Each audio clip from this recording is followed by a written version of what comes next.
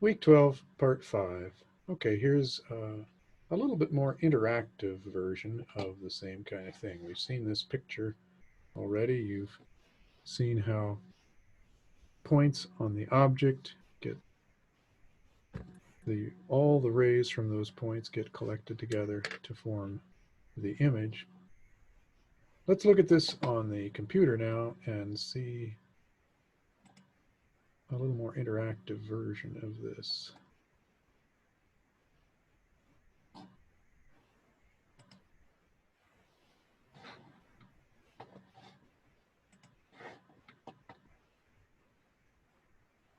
All right, so here you go. This is another one of these animations or simulations, I should say, from Colorado. And what you can do is move things around here. A whole bunch of rays hitting a lens. This isn't a very realistic picture of the lens. It would have to be considerably thicker than that to bend the rays this much. But they get a lot of the details right here. These two x's are the focal length of the lens. So from the lens to each of these points is one focal length. And now you can see as I move this thing around, the location where the image forms changes. So if you bring the object in closer to the lens, then the image gets further away. It also gets larger. Do you see that?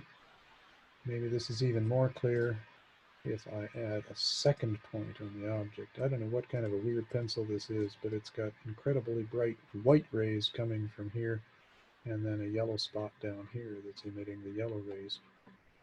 And they all come together, their corresponding points on the image.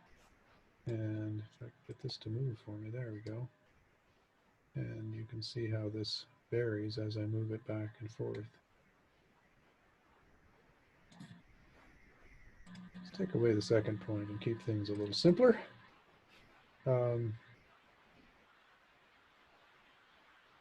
I can get this at just the right spot here. You can see how rays that come in more or less parallel to the optical axis, if they're just going parallel to the optical axis, now there isn't a ray like that. Here's one that's veering away and this one's veering toward. Somewhere in between these would be a ray that's exactly parallel to the optical axis of the lens.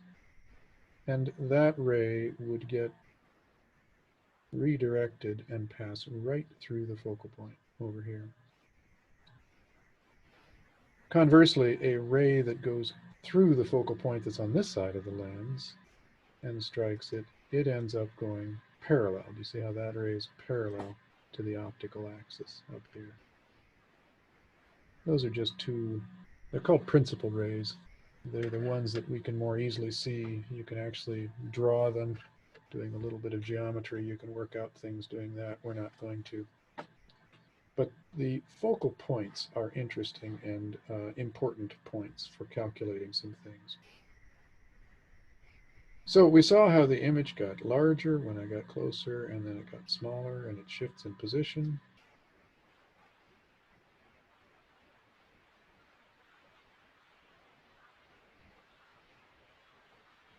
Still, another thing you might wonder is how could you see that image over there? How could you view that if you wanted to? Well, there are several ways. One way would be to hold up a piece of paper right there. If you held a piece of paper, and in fact they give us a screen, and we can kind of move this screen back and forth, and we get at least the bright spot caused by this bright source here. I guess it turned into just a lamp here. That's cute. I didn't see that before. But as I move it further away, then you'd get a fuzzy image of that same bright point. Another way of viewing this would be with your eyes, just to look directly there. Now, if you imagine this scene is laid out in front of you kind of the way it is, and you're looking toward it the way we are now, you wouldn't see anything because the rays that form this image are going to the right. There's no way for those rays to get to your eye. On the other hand, if you come along and put yourself right here, then those rays would be getting into your eye, and you would see the image right there floating in the middle of the air.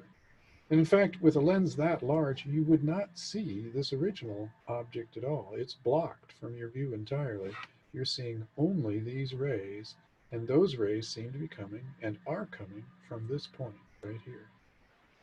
That's what we call a real image. Real because the rays really go through the spot they seem to be coming from. I'll give you an example of a virtual image in just a minute.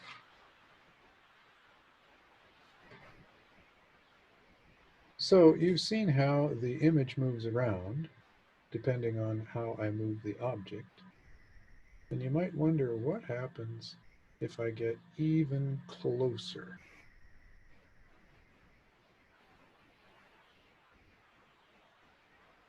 Now there's this magical thing that's appeared over here. I really ought to turn it off. This is all you see. These rays that are going on to the right just keep on diverging. We say they still form an image, but they form an image back here. In other words, they seem to be coming from a place back over here.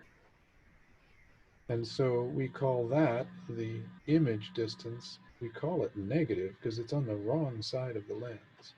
So that's a negative distance. Notice it's up right side up. And this is actually a very familiar situation. This is what happens when you look in a magnifying lens.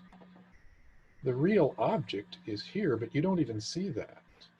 All you see are the rays coming to your eye, and they seem to be coming from this more distant point, but that is much, much larger. So that's the magnification that's going on there.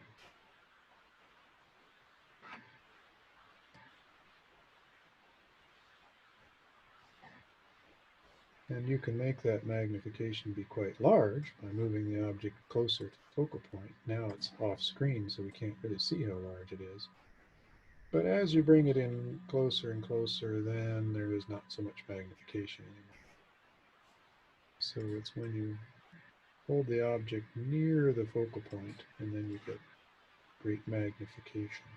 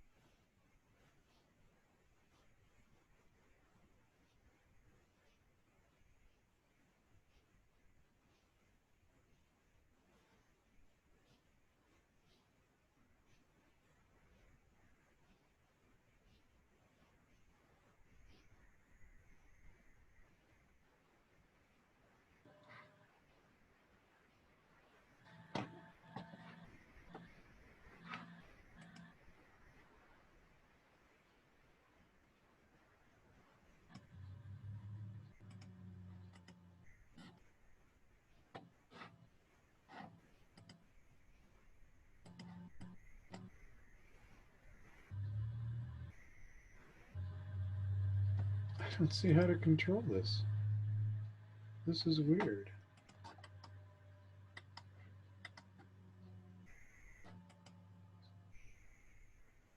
I need to get back to Zoom again. And Zoom seems to be gone.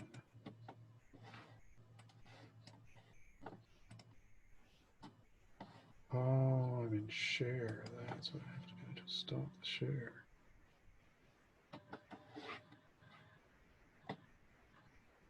All right, end the meeting.